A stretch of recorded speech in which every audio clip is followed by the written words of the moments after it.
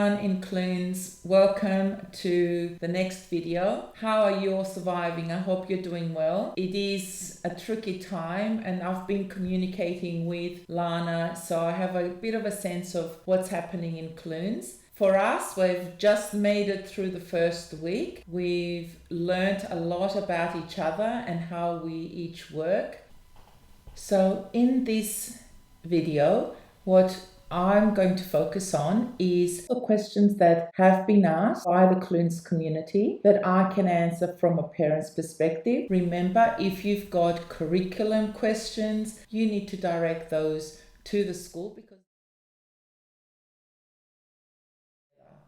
for you in Clunes, it might be figuring out what needs to get done on the farm.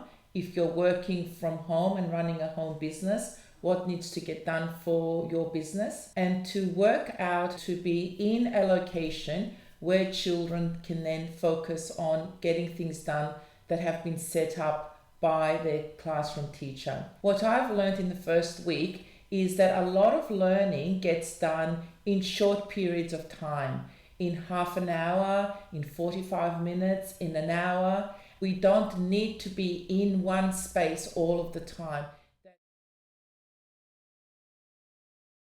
It's really important that we figure out what our daily routine is going to be, communicating to our children what that routine is, and then negotiating with them when we will have time to support them. You might make time to talk about what are the activities that the teacher has asked them to do, to think about how much time those activities might need. If you're not sure, this is an opportunity to then ask a question of the teacher. What's the expected time that children need to focus on reading, on a writing task, on completing a maths task, on working on an art project? These are the sorts of things that as parents we can ask questions of the teacher. So what we can do is to figure out how our children are working and experiencing being in the home or being around our property. For you includes the farm and so forth. In helping our children, I have learned in the first week not to make assumptions, but to be curious. How did you find working on your maths task?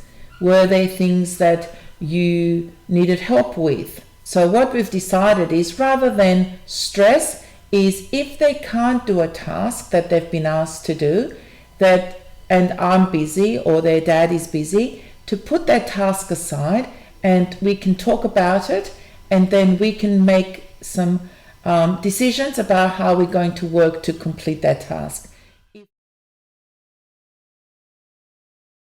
A brief email to your teacher letting them know how you might be able to support your child, a few dot points, maybe even sharing some information about the technology you have available, who that technology is available to, when it's available, and the ways that they might be able to support your family and in particular the children.